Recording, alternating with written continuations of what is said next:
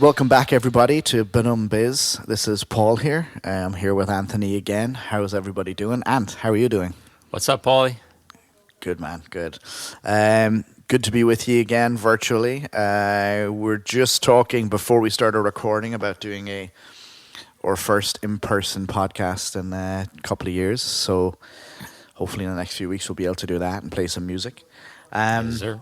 But we got a very, very cool thing that we want to talk about today a little bit, and that is I don't know if there's any Netflix aficionados out there, but there was a recent documentary on Woodstock '99 came out a few weeks back, and we've already had a conversation about it, myself and you, Ant, but we thought we would sit down and talk a little bit about it on the podcast, and kind of a weird time in music, and kind of, I don't know if we're gonna. It's interesting because I think one of the great things about doing this podcast with you is that while we agree about most things, I think that there's aspects to Woodstock '99 that we don't agree with. Oh, yeah. Which I think is cool.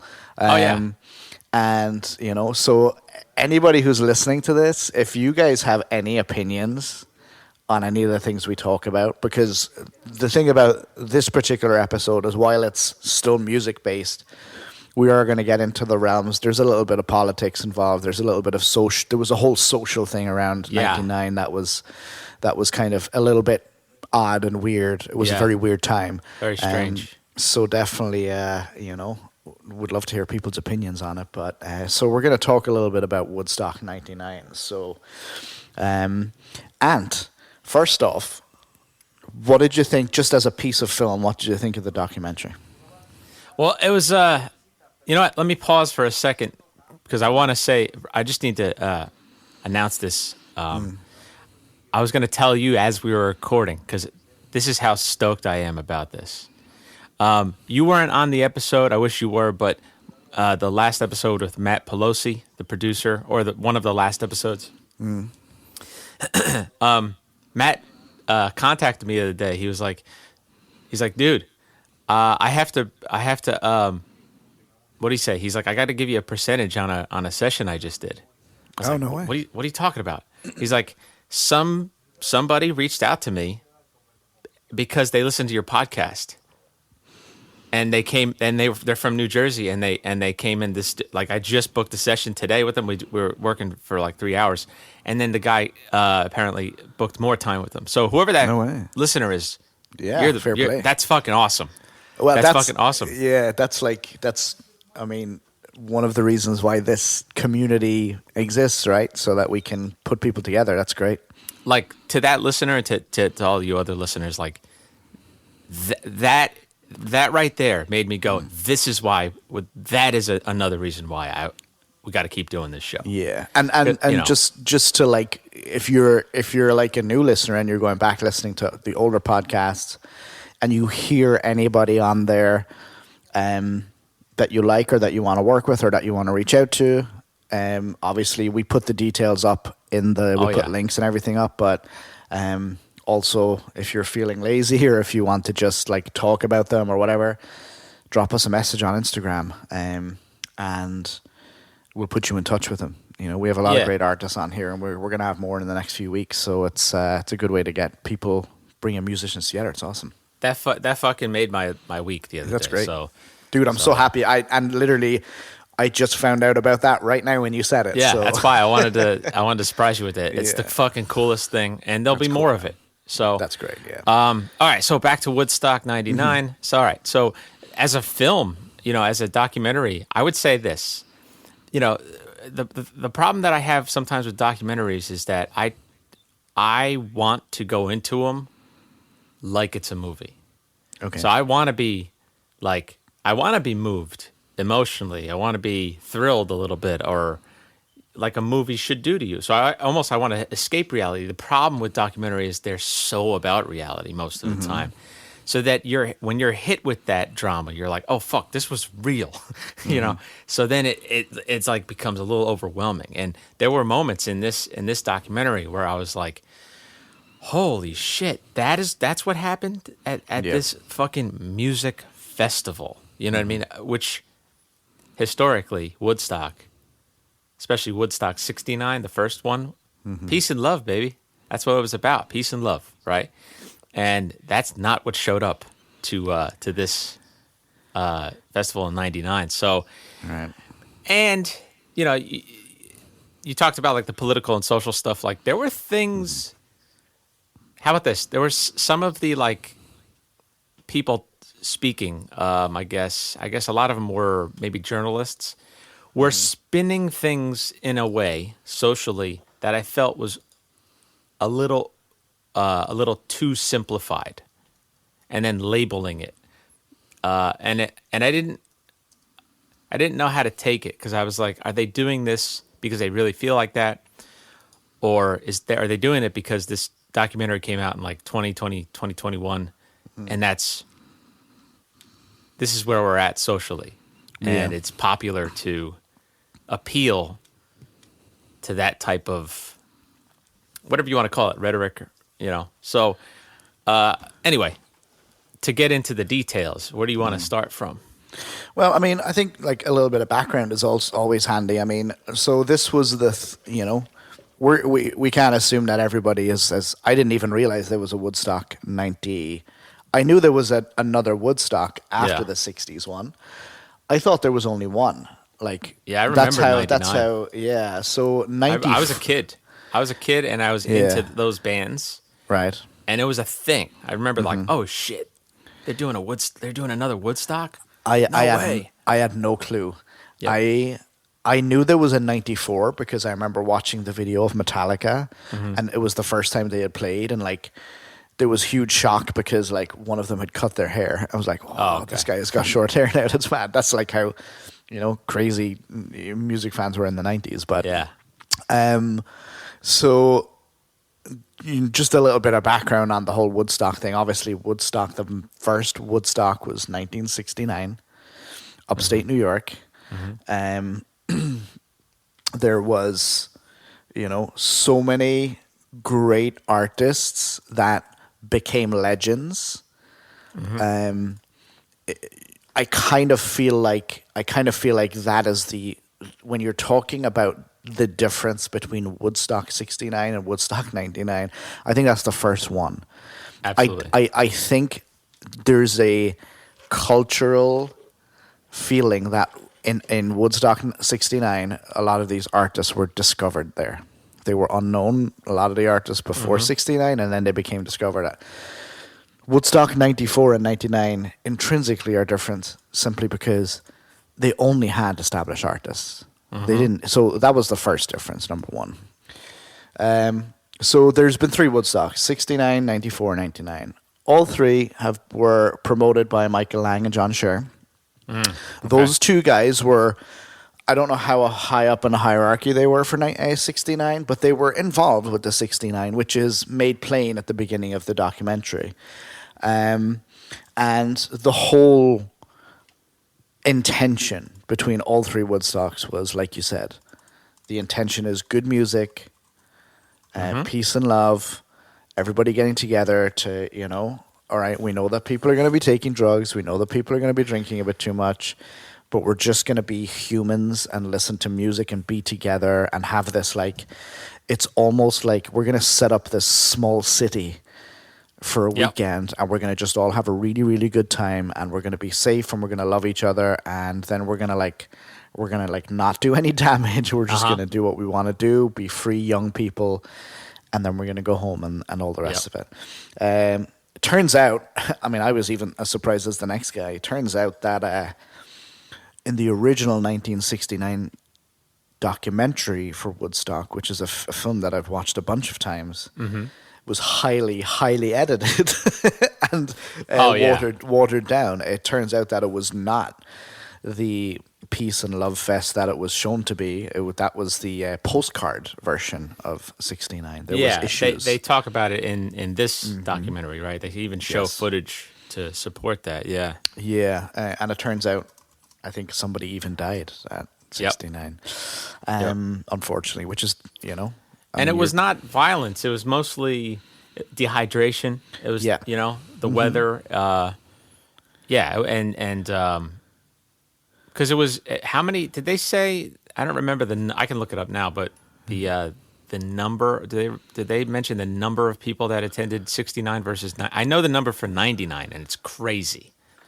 I think it was Um, like close to 400,000 people. I don't know what the original one was. I don't know what the original one was. Let's see. I'm gonna look it It up now. says this is the Wikipedia version of it, which says 400,000 For 69. for 69. Oh wow. Yeah, So it said early estimates.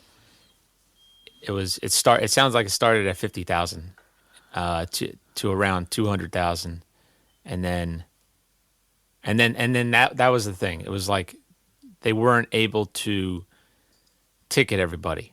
So then Yeah. people started, like, they just tore down fences basically around the place, and another 200,000 people showed up. So yeah, so Yeah. about 400,000.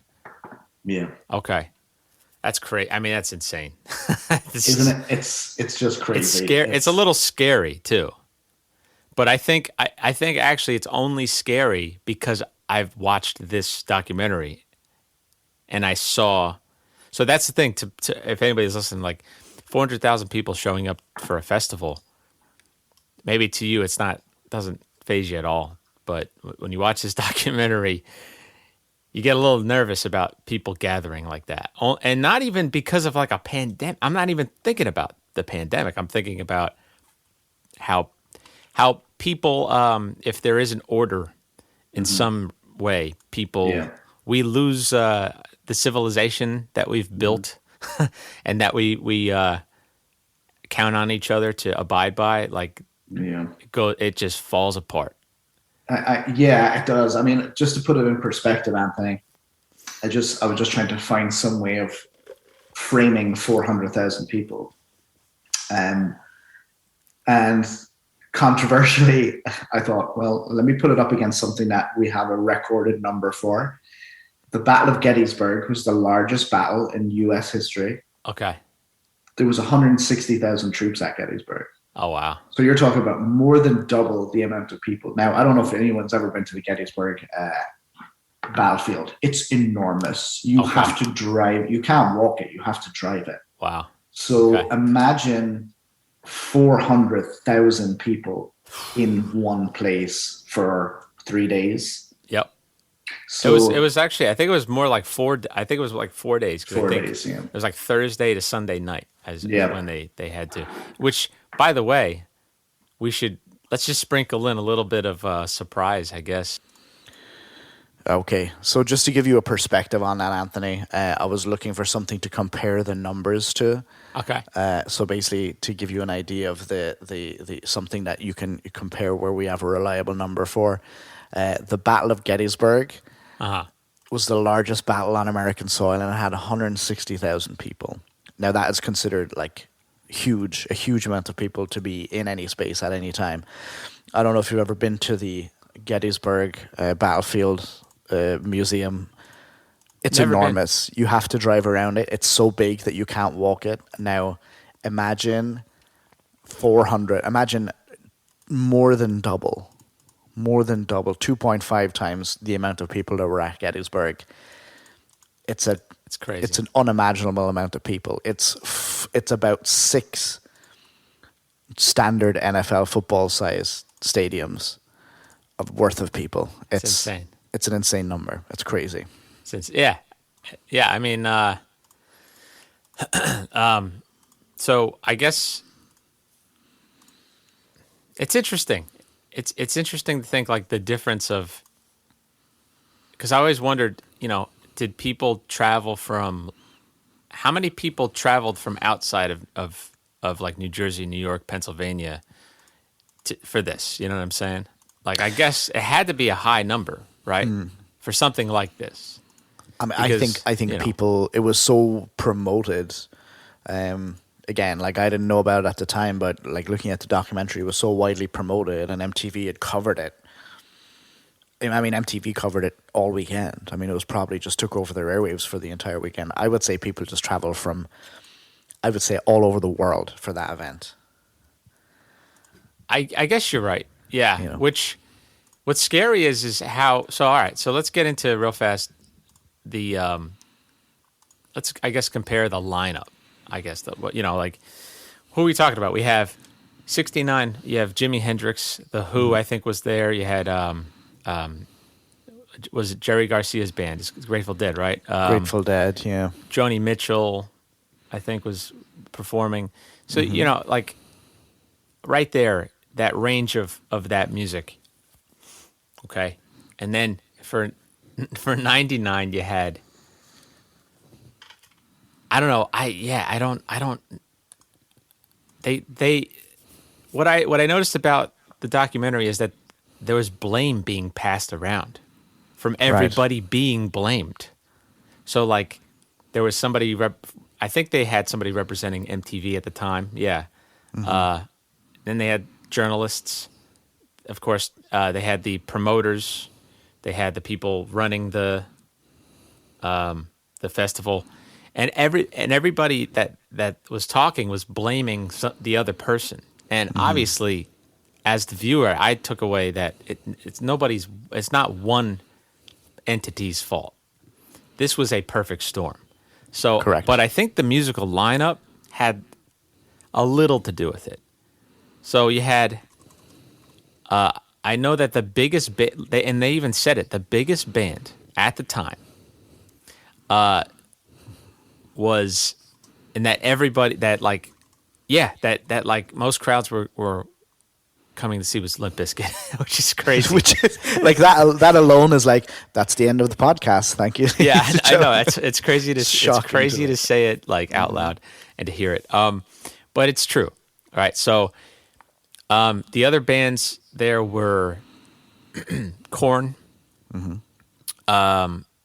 Offspring. The Roots were there, by the way. The Roots were there, yeah. George Clinton and the P-Funk All-Stars were there, right? But they were in the middle of Buck Cherry and Insane Clown Posse. Do you know what I mean? And like, fucking James Brown and Jamiroquai, like they were also there. And DMX, right? But then you had Bush. Yeah, like, you know, and yeah. Where I just saw it. Everclear was there. Kid Rock was a big one. That's right. Metallica, Rage Against the Machine, Counting Crows, Dave Matthews Band, and you had like Alanis Morissette, Sheryl Crow, and Jewel, right? Yeah, which we'll get to later. Yep. That's another. Yeah. Wyclef Jean was there. Fatboy Slim. Holy shit! Rusted Root was there. Wow. Yeah, crazy. That's a local Jersey band. Jeff, they're Pittsburgh, Rusted Root.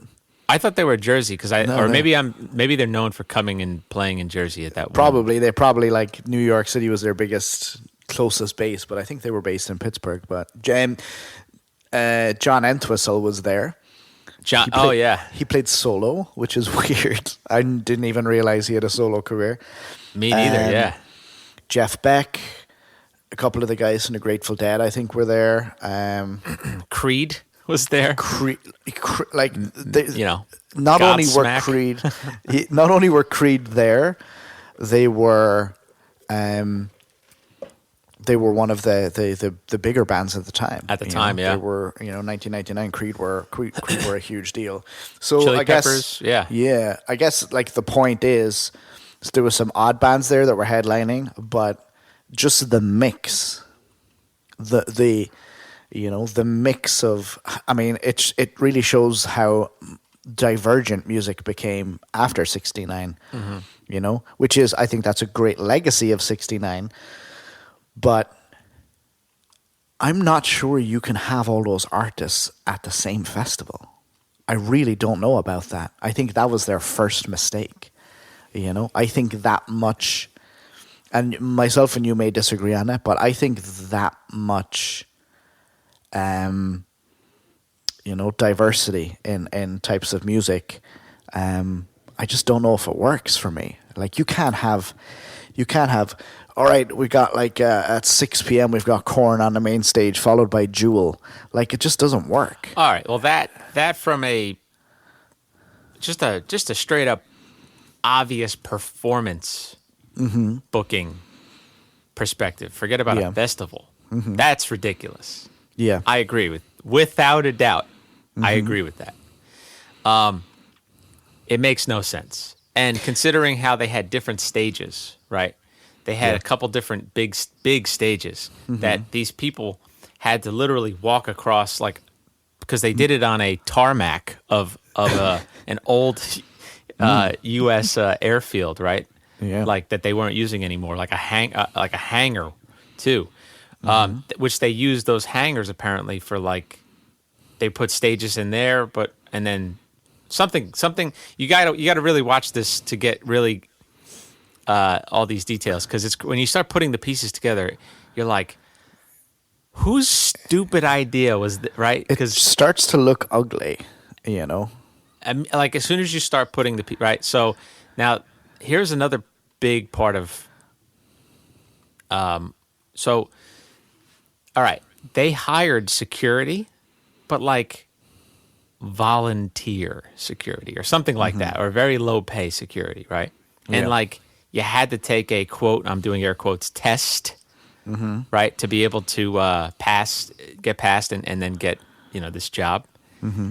But the test was for dummies, and you had a shirt, like a yellow shirt, I think it was, some sort of collared shirt, and then a one of those necklace tag things, right?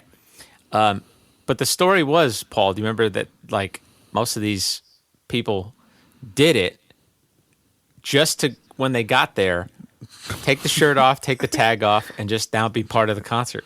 They were like hanging, I'm just going to hang and take drugs and just, A lot of them even like apparently they kept their, their uniform on, but were letting people with drugs in and just people without being tickets part and of all the that show, stuff. drinking, doing So that is another huge failure. Yeah, so you got the lineup thing, which is, look, the lineup thing. I don't think it wasn't an intentional. The whole point of it was, hey man, everyone loves music. People who like different types of music can hang out together and have a good time, right? It's a very positive assumption, I think. That's a great thing to think, that people should do that. Number two, like you said, environmental issues. It was supposed to be somewhere else, and they were that's right. They weren't allowed to have it there, so they changed the venue to a tarmacked old Air Force base or something, an airfield. I don't know if you've, for all our listeners, this was in upstate New York in July. It's hot. It's hot. It's hot. It can get very hot. I don't know if anyone's ever stood on tarmac when it's hot. It literally just reflects and radiates that heat. And then let's just throw in the body heat of 400,000 people. Oh yeah. So there. Secondly, that's a huge, huge element, the environment. Absolutely. Security, like you said, you had guys who signed up to be security at the festival. They were given their T-shirts. They were given their security badges, and then they just turned the T-shirts inside out, threw away the badges, and fucked off into the festival and disappeared for 4 days. So those are the first three things. So we can see already where this is headed. Now a lot of this stuff comes to light throughout the documentary, but I mean, even just like imagine it. You're in the middle of summertime. You're going to a music festival. What's the biggest summer music festival in the United States right now? Probably, I would say Coachella, right? Yeah, I think so. Isn't it usually held in like a beautiful grassy or beachy area where there's like it's in California somewhere, like Orange County or something. I think I from what I gather, Coachella is well run. It's well run, but it's also beautiful. Like it's aesthetically beautiful. Yeah, it's true. I'm looking at images right now. Yeah. Yeah. Yeah, So it's basically, really nice. Palm trees in the background. yeah. So what you're talking about is that. So what you have right there is you have legacy. Coachella is the legacy of Woodstock '99, and what I mean by Coachella being the legacy of Woodstock '99 is what the organizers for Coachella probably do every year is they sit down and watch footage from '99 and go, let's do not that. Yeah. Let's do the opposite Yeah. of that. So you have your 4-day ticket. You have your you're going to upstate New York in the middle of July, and you're going to basically stand around. So it was either you had two environments that weekend: roasting hot tarmac, Yep. and then the inevitable. It's Woodstock. What's going to happen? It's going to get muddy. It's going to get wet. It's going to get shitty. It's going to get So you have 400,000 people camping.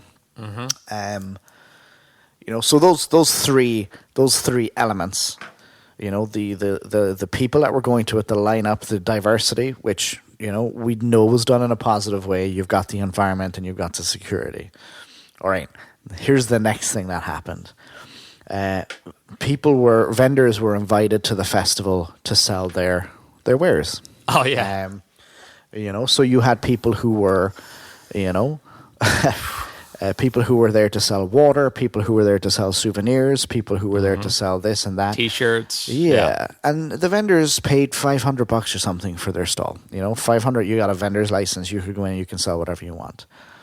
I don't remember the exact number, but do you have it there? The price of water, The price of water was, I think back then, it was like $4 for a bottle of water. So for back then, $6, that's a lot. I would say. I would say it's $6. $4 to $6, yeah. For back then, that's like insane. Yeah. Yeah. And apparently beer was cheaper, right? Is that what the thing was, or they were equal? They were around the same price. So, but it was in an environment where people were just, not only was the water horrendously expensive. So, if you go to a festival and I don't know how much the tickets were, Anthony. They weren't cheap for then. But I remember looking at the price of it, right? And I like from what they showed in the documentary, I could be wrong, but I saw like 175, 180. It was a lot of money back then. For the 4 days. Yeah. For back then, I'm sure that was a lot of money. At the same time, though, this is what I say to that. I go, yeah, but you're getting all the biggest bands and artists to come here to do this. So, duh. Do you know what I mean? Yeah, I mean, it's like you'd be talking about into the thousands now for tickets like that. You really think so? I think so. You think inflation that much, really? I mean, look up the price of a 3-day ticket to Coachella. I would say that a 3-day ticket to Coachella is over $1,000. I mean, look at this. Let's see. I would say easily it's over $1,000. But Coachella, you have it's comfortable. You got the it's like 400 something. Oh, I'm surprised by that. So it's kind of half. All right. Well, that's kind of not bad. But imagine you get to this festival and you've paid for your ticket and you've camped, and now you go, oh, let me just go pick up some a 12 crate of water, a 12 pack of water. Oh, that'll be $100, please. Like what? Yeah. You go, okay, well, I've just got here. I've just traipsed across the field with my pack and my tent. I've just set my tent up. It's really fucking hot. I'm going to go have a shower. Let's talk a little bit about the showers. I mean, oh God, this is. I'm starting to get depressed just thinking about all this stuff. This is how everybody listening needs to watch. You need to watch this because I don't think we're doing a great job at like describing this. Let's just get right. Horrendous. Can we get right to the root of it? Right to the root of it? So let me just real fast. Let's inject. We got to talk about the culture then.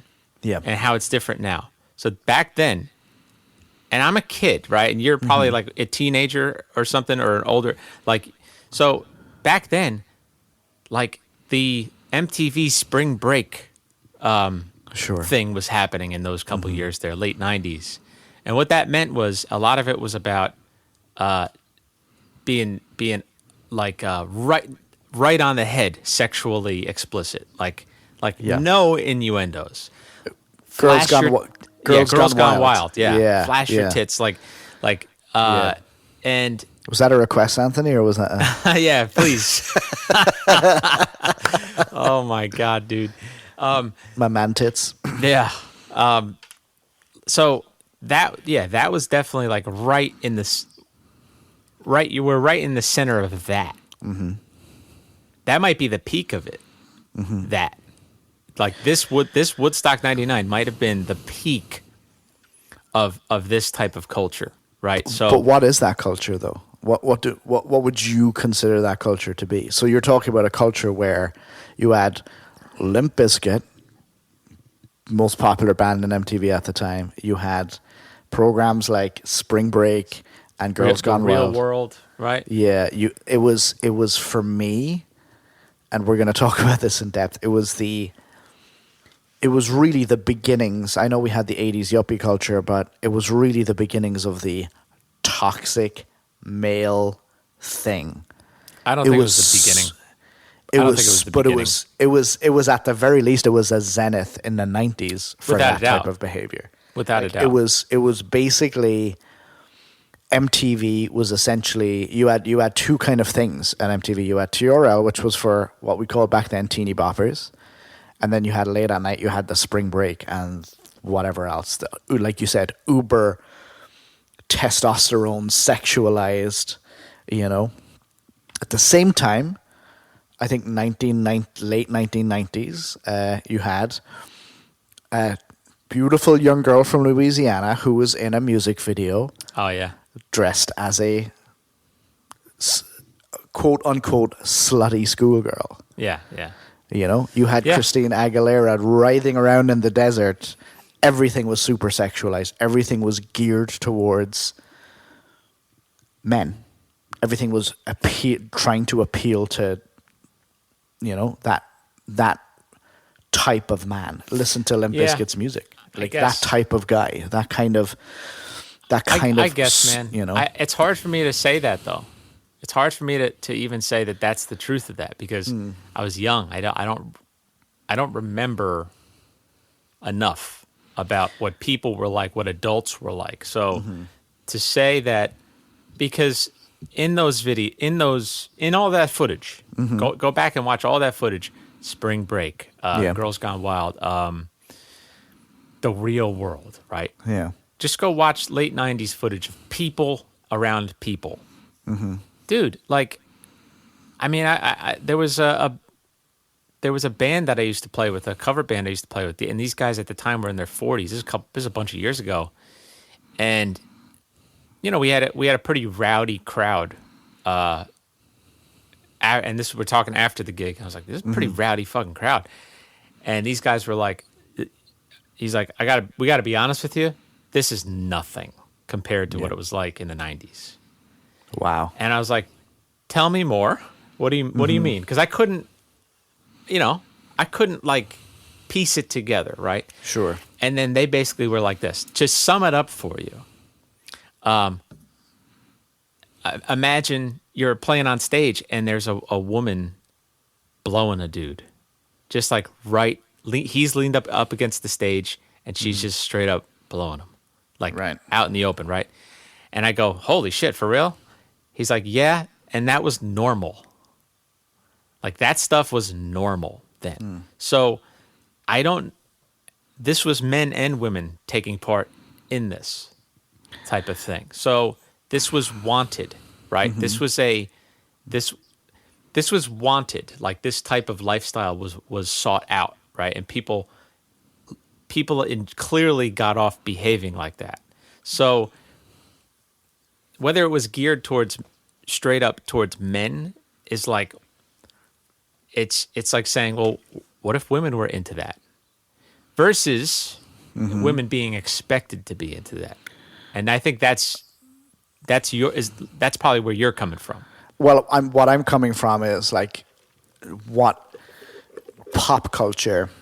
I think pop culture really is the rudder for how certain parts of society behave, and usually the pop culture determines how. This is what I would say, and let me know if you agree with this, Anthony. Sure. pop culture determines what people between the age of 18 and 35 at that time behave like. Okay. Like they take their lead from that. Okay. So you could even go a bit younger. I would say maybe even 16 to 30. Pop Okay. culture at the time really is a rudder for here's how we're behaving right now. Sure. You know? Okay. Here's where our society is right now. American Pie. Guess what year American Pie came out? 99. The movie, 1999. I mean, I thought American Pie was hilarious the first time I saw it. I did. I mean, I'll put my hand up and I'll say, look, it was a genius idea. It was a genius movie. It introduced the world in a large scale to Eugene Levy, who's brilliant. Yeah, that's true. Yeah. But it's enormously problematic looking back on that movie right now. I mean, you watch it right now, it's massively problematic. There's so much in there that's just wrong from both sides. I mean, there's the obvious stuff, the obvious stuff of the guys sitting around their computer watching porn. Watching her undress, right? Oh, yeah. I mean, so there was that. There was the apple pie thing, which, I know what the context was, but it really was like, that is very, very objectifying to women to be, What's that? But put your finger in an apple pie and that's what a woman feels like. I mean, that's crazy. Yeah, like, but that's the joke. Like, it is. What fucking idiot believes that?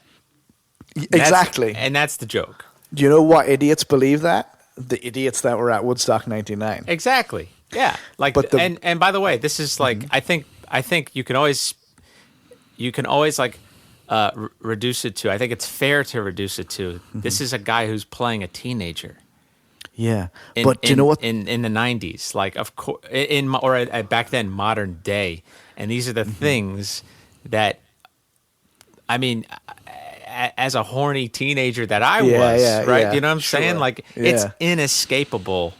Those hormonal feelings, like you can't run from them, right? So you get like, you start thinking. You get imaginative, especially when you start seeing girls around you that you like. I mean, dude. Yeah. But listen to how culturally that movie affected. I mean, as far as I can remember, that movie invented the term MILF. Could be right. That is something it's probably in the dictionary now. Probably, I don't know if it is, but that'd be so funny. Which scholar. Some scholar in the future going through our language. What is MILF? MILF. But it's like, and that leads you to the most, because we think about the whole watching the girl undress thing and the apple pie thing and like the object of the whole object of the plot was basically they had to lose their virginity before they left high school. That was the plot. Yeah. But the most problematic relationship of the whole thing is the relationship between the MILF and the teenage boy. Yeah. Like, that was like, I mean, yeah. Thinking back on it now, like, it was statutory rape in a movie. But and the thing is, the reason that I'm bringing up apple pie is not to say that everybody that was at Woodstock 99, if you were a dude, was a horny animal. What I'm talking about is, like, that was pop culture. That was a pop culture movie, and pop culture is the rudder for what's going on. Sure. So basically what you're saying is, here's what's acceptable as entertainment right now. Yeah. And that's why I'm bringing it up. I'm not bashing, like, guys back then. I'm not saying. Oh, that no, I know. That's why it's tough to. I'm trying to break it apart. Yeah. And then without, because you can't label it. You can't label it one. You can't. What is it? Brushstroke it. It's so complex, and I think it's every piece that they said. The promoters, the organizers, whatever, the MTV which represented the media, and then the music, the bands, right, the artists, right, and then people, and I think that's the larger part of it. Like, well, people are fucking people, man. Yeah. And only people are responsible for people, right? For themselves, right? Yeah. So it was a perfect storm. A perfect storm. Absolutely. If that music, I will say this: if that music were different, if it were all R&B, might have went differently.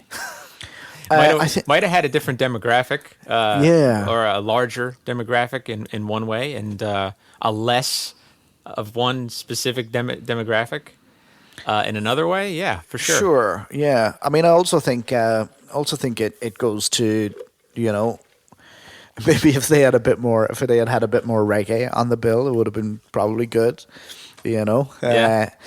You know, and that's the other thing. Like the big drug at the time was, I mean, that was the beginning of meth, right? I mean, that Was the it? late 90s, I believe it was. Meth and heroin were That's crazy. ravaging, Middle America at the time. I believe, you know. And if it wasn't that, it was ecstasy. You know, they could all have done with a lot more ecstasy at Woodstock '99. I remember it during the they talked about too, because we're the reason why we're kind of soloing in on men as like the culprit to, you know, to why this shit went crazy.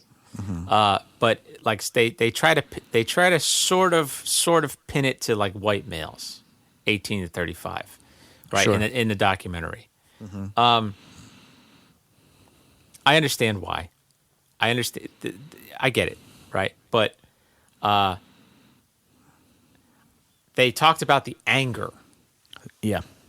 at this time that, but they're saying it like it's truth, right? These journalists, but like they made it as like, what do these men have to be angry about? And the only thing that they kind of came up with was that the 90s started, you know, you had like grunge pretty much started the 90s, and you had really good music, and then towards the late, as soon as we got past the mid 90s, MTV started like really pushing these boy bands, right? And this was the anger against that. Yeah. Like there was a huge population of especially dudes who fucking hated MTV for that too, because it and I remember as a boy having that music shoved in my face. And we didn't like it. I mean, I wasn't a fan of boy bands. I thought like it now. I like some of that shit now, man. Yeah. But it's great. Well, it's. I mean, I think it's also, you know, it harkens back to a time where great songs were great songs, and great songs made it, and bad songs didn't. But I think there was that. I think you're so right. There was that anger, but there was also zero outlet for it. Back in '69, they had the hippie movement. Yeah. They had the protests in Chicago against and Washington against Vietnam. That whole thing was starting to bubble. Basically, that whole culture was beginning to bubble. So they had a direct outlet for there. If this was to happen now, you know, if that anger was to bubble now, we could direct it at, neo-fascism and white supremacists, and that would be the fight. The fight, you know, the protests last year were all, you know, pro Black Lives Matter, a positive fight, a fight where I'm pissed off, but I'm pissed off for a reason, and you had somewhere to put your energy. Now, you may not necessarily be pissed off at cops, you know, beating up on black people for no reason. Just the same way as the guys that attacked the Capitol this year. Oh, yeah. I mean, they may not have been pissed off at Joe Biden. They may not have been pissed off at, you know, people, Kamala Harris. They may not be pissed off at Democrats at large. They're just pissed off. They're just pissed off, yeah. And they want something to do with their pissed off energy, which every single era, every single culture has a bunch of people who are on the wrong side of what's happening at the time. Yeah, and, rage. Yeah, Yep. and the thing about it is that if Woodstock '99 had happened in October 2001, very different story. Yes. Because they would have had something. They would have had Yes. a pilot light. They would have had something to rally around. Back in '99, they Man, had nothing. I mean, I think going back to those dudes I played in a band with, cover band with. I mean, they mentioned that in that same conversation. They said it all changed after September 11th. Changed. It completely changed because, and I was like, for real? They were like, the gigging scene was dead for a while, and it was because nobody had the energy to celebrate and go have drinks and go woohoo. Like, it was dead. And I think you're right. I think that 9/11 really got us to focus and stop and rethink something, reflect something, because we all Yeah. did, even me as a 13-year-old kid. And then now life is different. You go on, life is different. Yeah. I think the timing of that is it couldn't. It's crazy to say it, but Yeah. like, how far would that culture have gone? It's scary to think. The way that I think about it is, I look at the Premier League in England, who's some of those teams. Their fans are notorious for their violence at games. Yet when there's an England match, those guys that are fighting each other on Saturday, when there's an England game, they're all on the same side. So you're basically giving somebody a team to be on, and I think that's what happened in the late '90s. These guys, and I mean, just for clarity, like, neither myself. Well, I can only speak for myself. I am not saying that this is white men, all white men. Oh yeah, of course. In the late '90s. I mean, that's definitely not. This is not a white man bashing session here at all. Yeah, We're just talking about facts. That's what it comes to. That's when I was watching the documentary. I was thinking about, hang on a minute, what was happening in the '90s? You had Bush Senior, and then you had Clinton. Okay, those guys. Looking at the hypersexuality of it all, those guys weren't. Oh, hang on a minute. Didn't one of those guys get his dick sucked by his secretary? Yes, like, and they touched on that in the documentary. Right? At the same time as American Pie and Britney and all that. Yep. So you're starting to. What happens when you're watching a documentary is you're starting to piece all these things together. So I've got no team, I've got no teammates. The only team I have are the people that look like me, that listen to the same type of music as me. And who are we? Who's the other team? That's the next step. When you put on a rugby jersey or a football jersey, you have your team. You have two things that you're thinking about: your team and the team that you're playing against. And I think they were just, through the late '90s, these guys were just looking around for a team to play against. Yeah, and could be right. When my opinion on it was Woodstock '99, they had the capitalist price gouging. They had the establishment, and they had people that weren't like them. People that weren't like them were black people and Asian people and women. And they railed against that. They railed against property, and they railed against, which happens, every single generation. There's always something that you want to protest. There's always something that you want to fight back on. Yeah. And these guys they weren't given a flag, so they just created their own. They created their own enemy. Yeah, I guess. I mean, my perspective is, if you were to, let's see, what was that? Generation X, mostly. Yeah, I would say Generation X, which is, they're the offspring of the baby boomers. Is that yes, sort pretty of much? Yeah, pretty much. So you and I have talked about this. I don't know if we've had it on a recording, but I do believe there is something to the PTSD that somebody who fought in World War II went through. Yeah, you can't deny it's probably the things they saw were insane, right? However, they meaning a U.S. soldier, but they won. We won. We saved the world. I mean, that's the story. Absolutely. And that changes how a soldier comes home, I think. And we've literally rebuilt our country to be. I mean, we're still in that same paradigm, like the '50s, right? How we, Yeah. right? So we're still like, it's like the same timeline, I guess, if you want to say it like that, culturally, right? But that being the origin of it. So I think though, like, but Vietnam vets, right? For instance, they came home and well, they were also hated for going to war by protesters. That's another part of it. But that war was for shit. That war was a waste.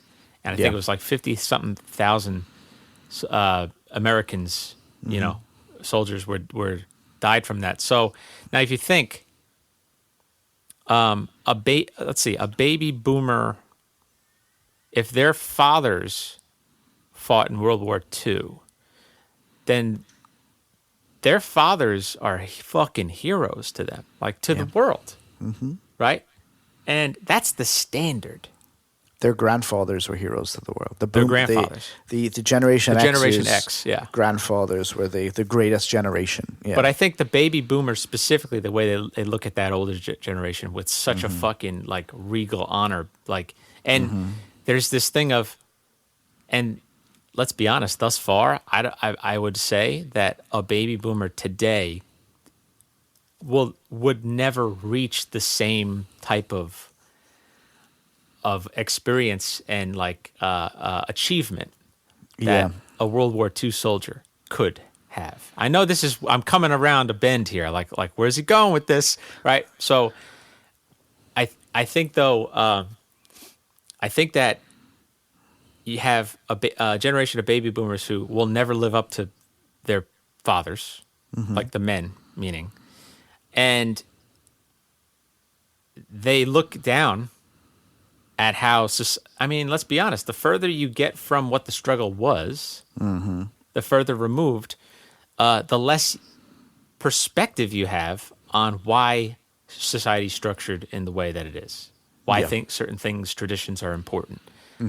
Generation X was, to me, was like how about this? Baby boomers were like if you were to if they had a phrase, it was almost like they walked around with like, America's the greatest, freedom is so important, and and respect what we have, yes. right, and what we've built, right. And Generation X it seems like they walked around with like, fuck that, and like just cuz, fuck that, like they literally broke the walls in Woodstock 99. They tore down the walls, which had like art, beautiful art on it. Yeah. And they do you remember they were interviewing a guy? He's like, yeah, man, yeah, like, I know like people like drew on these and painted on these walls, but like, I don't know, it's fun. Do you remember that idiot? You know what I mean? Just like destruction was just fun and mindless. Like there's something about going, like, I think the 50s also start, the level of censorship and wholesome, right? Wholesome, right? That's fucking smothering to begin with. So right. I think that the 80s let loose a little bit of, hey, take a peek into like the rock star's life, because sex, drugs, and rock and roll, man. But they weren't on the nose with it, right? Sure. It was like an imagery of it, but you didn't see it per se. You didn't see what it looked like. I think the 90s, like the people, or that generation 90s, were like, oh, I want that sex, drugs, and rock and roll. Are you kidding me? Give me that shit. And then what can we reveal a little more? Can we get a little bit more risque? Hey, fuck it. Who cares? Fuck it. Who cares? Until we get to these guys who are, and it's on camera. It's literally on camera from then. They're interviewing some woman in her 20s. Guys are walking by going, show your tits. Like, how many times did you see that in the documentary? Dude, there was. I mean, there was a part. There was literally a part in the documentary, and excuse the delicate ears of some listeners if you find this offensive. Of like literally a woman kneeling down and three guys around her, and she's just taking their dicks out. I don't remember that. Yeah, I mean, go back and watch it. I mean, it literally, like, she literally is kneeling on the ground, and there's three guys around her with their dicks out. Like, look, That's crazy. I don't know how I missed that. Look, that did not happen in 69. You know? Yeah, but it was just viewed differently because it was free love. It was in 69, it was considered free love. What you're doing is in 99, you're framing that against you have to understand what you're framing it against is the pop culture at the time. You know, if you have a woman doing that in 69, you're going, it's a hippie movement, man, free love. You know, you could just love whoever you wanted. Like, you didn't have these, you know, prescribed relationships. You can make love to one person and make love to the other person, and it was great. We didn't have AIDS, and we didn't have things that could, you know, you got crabs, or you got the clap, and you took a penicillin, and you went about your life. You know, you're framing it against the pop culture at the time. Yeah, a woman kneeling before three men in 69 looks very different to a woman kneeling before three men in 99, the year of Britney in her tiny outfit, and the three guys sitting on a computer watching a woman strip naked. Like, it's a very different vibe. They also mentioned, you know, we should include it. Like, Columbine had just happened months prior, and they I think that was important to highlight because that's that anger, that's that you know something's fucked up. It's pure anger. It's, you know, it's undiluted hatred for, you know, and you know, and the thing about it is that there's another difference between, you know, and I'm part of this as well. I lump myself in on the negative side of this. So, like, you know, don't shoot me in the head for, you know what I mean, saying this. There was a lot of blame. Like, kids in the late 90s were blaming a lot of people for their misfortunes, you know. Okay. And, you know, they learned that from their parents, you know, because boomers didn't really have to do anything. They were the children of the greatest generation. They had everything. They were born in the 50s. Like, they had everything. You could go to work. Your dad went to work in the 50s when he came home from the war. He got his paycheck on a Friday, and he went, oh, I'll buy lunch and a house with my paycheck. Like, you know, that was the culture back then. They didn't have to deal with as much.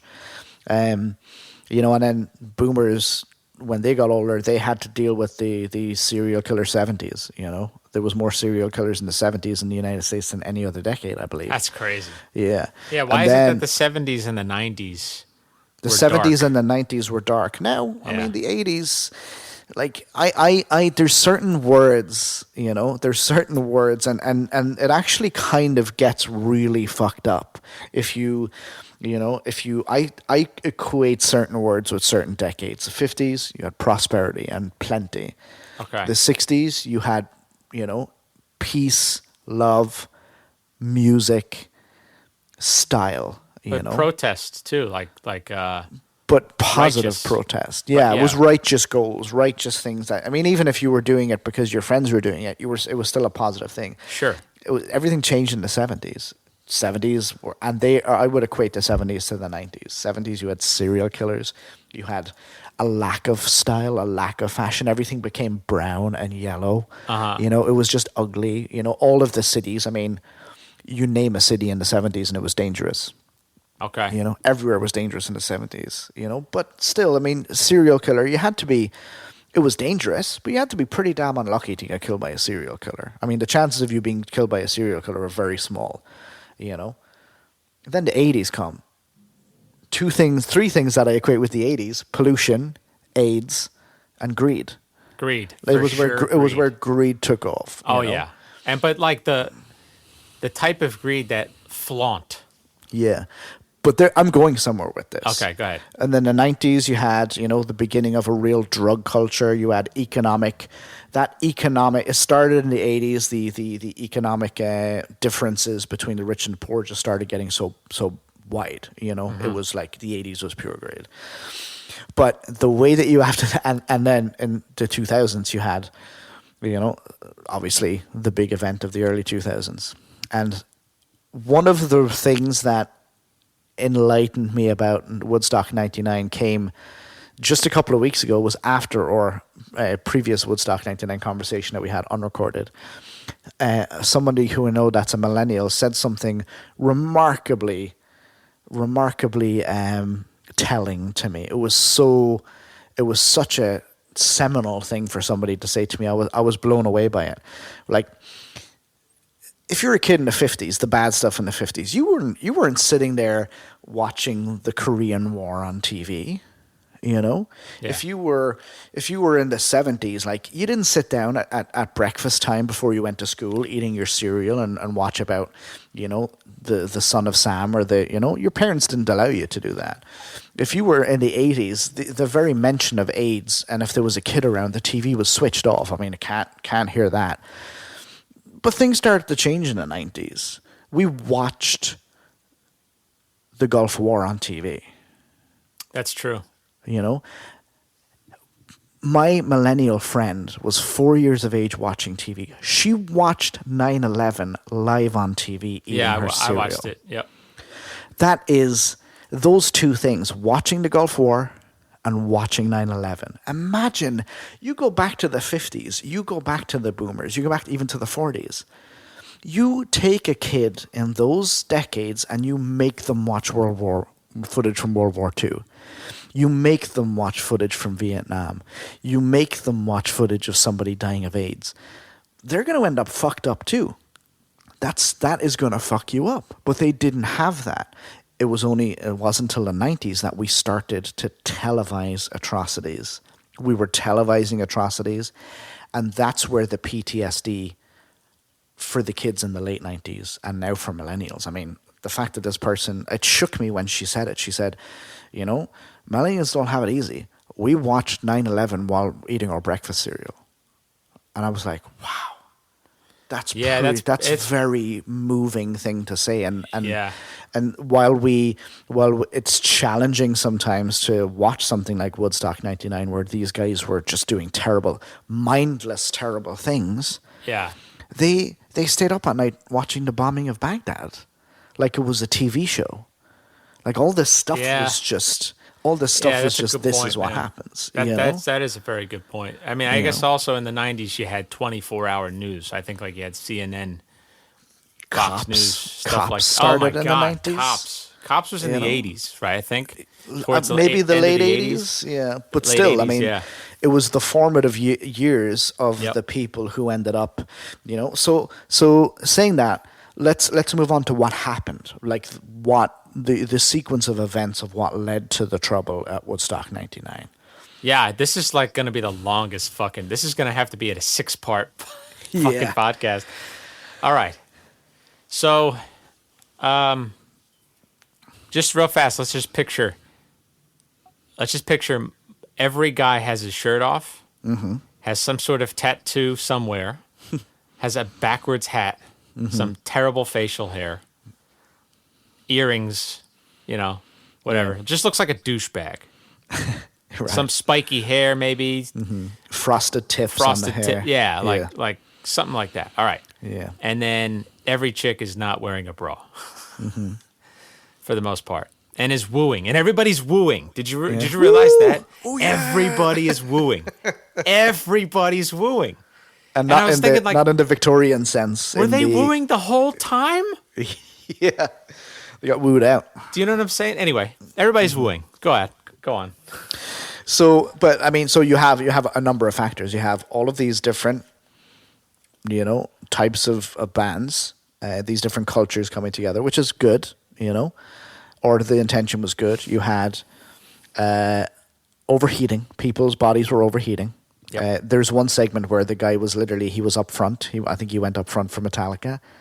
The kid remember the kid that died? His diary said, like, I didn't feel great, and he was cold, right? He literally got hypothermia from the heat. It was so hot, and he was so dehydrated that he got hypothermia. His body shut down. And when you have crazy. hypothermia, your organs, one by one, shut down to defend themselves. And he was literally in a mosh pit when that started to happen. Yeah. So you had this, all this combining. You had like there's a particular part of the documentary where you had like a lot of racism going on that was not helped very much by. Yeah, but know. that was the DMX thing. Was that? I know we disagree on this, but like, yeah, it was the DMX thing. Yeah. Yeah. Like, we could talk about it. DMX had a song. It was like the beat might have been like boof, boof, boof, boof, classic DMX thing, and he's like the I guess the rhyme would be, or the rhythm of his rap was like da da da da da, right? And then I'm gonna say the word ninja because you know what word what I mean, but it was like he's going da da da da ninja da da da da da ninja, and the crowd is saying that word, like very loudly, right, perfectly in time with his rap, and they presented it like it was mostly a crowd of white people yelling that basically, yelling that word, and that was, yeah, I mean like that it is. How about this? I'll leave it to this. I'll leave it like this. I'm not even going to give my opinion about. Because that is a whole separate conversation. And obviously, ideally, those idiots wouldn't say that. Ideally. It's a tale as old as time. Yeah. Let's I mean, just say like, that. how about this? If you want to say the rap lyrics in the privacy of your home or car, go for it. What do I give a fuck, right? But this is, it's public. Look. And, I mean, like, you probably shouldn't yell that word if you're not black. You probably shouldn't yell that word out. I don't care if it's part of the music. I mean, however, education, man, and that's a whole other. And I think like education beyond school. I think like social education. I just think not everybody gets it. Not everybody fucking gets that perspective. So I think it's unfortunate. It is unfortunate. It doesn't make me happy at all. No. It really was. It was really like. It was a bummer. It was a bummer to see that in the documentary. Yeah. What the result of it though was it was a sanctioning of that feeling is what it was. It was a sanctioning of it's okay to say this and it's okay to feel this way and it's okay to be this angry about it. Yeah. So you had the way that it was edited anyway, you had this you're saying you're saying the anger in the way that DMX was commanding the crowd, like the you're talking about in the sense of like it was presented with this, like, I mean, when I think of DMX, I literally think that the words "suck my dick" because the amount of times he says that in some of his songs and he's yelling it like "suck my dick," right? Yeah, he was a real poet. I mean, like R.I.P. Yeah. But good. Actually, I got to be honest with you, really talented rapper. Like freestyle, unbelievable. Sure. But yes, but are you saying the presentation of and like the context? Maybe context is even a bad word, not a great word, but like they're yelling this word. They're commanded to yell this word by a black rapper in an angry way. And they were allowed to do it and it was okay. It's hate sanctioned. Okay. So what you have, I mean, there's no other way of using that word other than in a hateful way. You can't, there's no community of, like DMX didn't go, hey guys, I'm giving you permission to say this right now. Yeah. That wasn't what happened. Now, that will be the defense. Hey, it's okay. The African American rapper on stage sanctioned this hate. Now I can say this word. Here's what happens with hate. Hate is not something you pick up and put down like a cup. Especially when you have an environment where there's anger because of so many different elements. There's people feeling hot and unwell and drunk and shitty. And now you're going to introduce hate, racial hate. Yeah. Now I've put hate into the crowd. Boom, there it is. It's hate. Now, But you're saying it's hate just by being that word. You're saying Just even if it was part of the song. I think my personal opinion on it, and I don't know, I'm not him, I wasn't in his brain, and they don't really expand on it in the documentary because he wasn't interviewed. I imagine the artist was thinking, hey, you know what? I'm going to break down racial barriers. My white brothers, let's say this word. Let's say this word together, and let's just basically dispel the negative connotations of this word by saying it together. I think that was the intention. But what happened is the people in the crowd picked that up and they never put it down. Okay. Because they were like, no, they didn't. I don't think from looking at that crowd, they didn't see it as we're gonna dispel the negative connotation of this word by saying it together. Different races saying it together in a community. I think that was the intention. But what ended up happening is these guys were like, oh, it's okay to hate because the guy that I'm hating is okay with it. No, that I don't. That's where I don't understand how you get from. How are you getting in the intent of the audience at that point? Because the thing is like that song. I'm pretty sure has that said rhythmically. That's a part of the song, right? It's such a tricky thing because and it is. It's very tricky. Those people saying that. How about this? The people who started yelling that were fans of his music. Absolutely, 100%. You know what I'm saying? And they're just I agree with you 100%. Hey, it's in the song, bro. Yeah, man, it's in the song. It's in the song. You know what I mean? Yeah, let's say it. A bunch of idiots, but absolutely. Okay, so but I don't know. And they didn't show it. And there's no way of telling, but there's no way that if you're a racist, like an actual racist, if there's actual hate, ignorance is a little different. Arrogance is a complete. Ignorance and arrogance are further apart than people think. I agree. Yeah. Right. Ignorance is like, I like this guy. He's my ninja. You know what I mean? Like some white dude saying that about it's like, dude, you're so stupid. Don't say that. Right. Kind of thing. Right. Like that's obvious to you and I, but there are people that are so dumb and ignorant they don't know. Versus what you're maybe I'm interpreting that they hate, straight out hate, right? Like they hate that there's a black man on stage rapping right now at this festival that I paid money to see. They wouldn't be in that crowd. They wouldn't be a part of that, right? That's not my point at all. My point is, but what I'm saying is, they picked up. It's semi what you're saying. It's like, hey, that's my ninja. I'm here with this guy. I'm here with this. We're all together. This is great. He's telling me I can say this word. Okay. But in a few hours, I'm going to riot, and I'm going to utilize my privilege to just walk out of here after I riot. See, that's what I'm saying. Okay, so then, yeah, that's what I'm saying.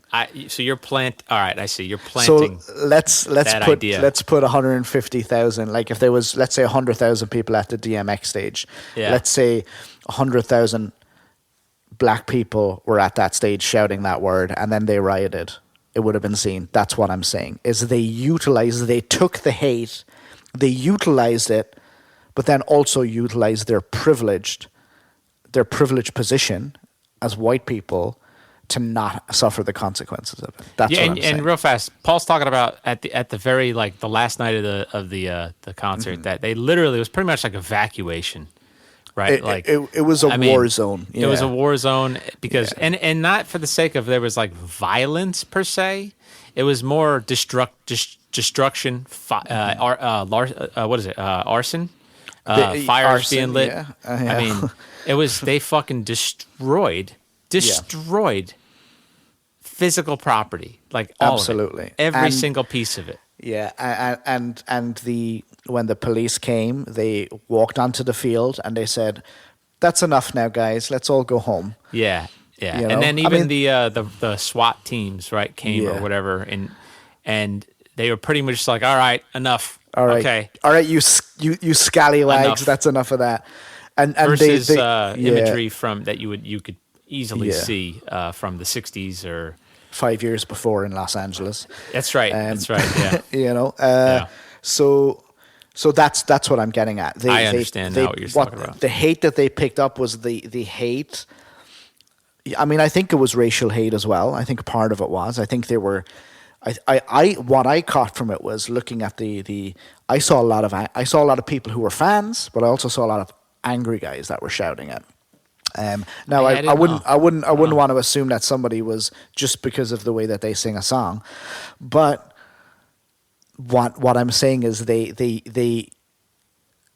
took that hate, they ran with it, and then you can't in one instance turn around and say, this is my brother, we're breaking down the racial barrier, then riot, and then either unconsciously or intentionally, I'm going to use my white privilege to just walk out of this field after destroying it. You know, you can't appropriate something. If you appropriate something and then you utilize your own culture to get away with something, I would consider that intrinsically and marrow deep racism. It's institution. It's the greatest form. It's the biggest form of institutional racism, because you're going, no, this is my brother up here. We're the same. But knowing full well, and the guys in the documentary said it, knowing full well that if I had been black and I had been rioting, I would have been beaten off that field and put in jail for a very long time.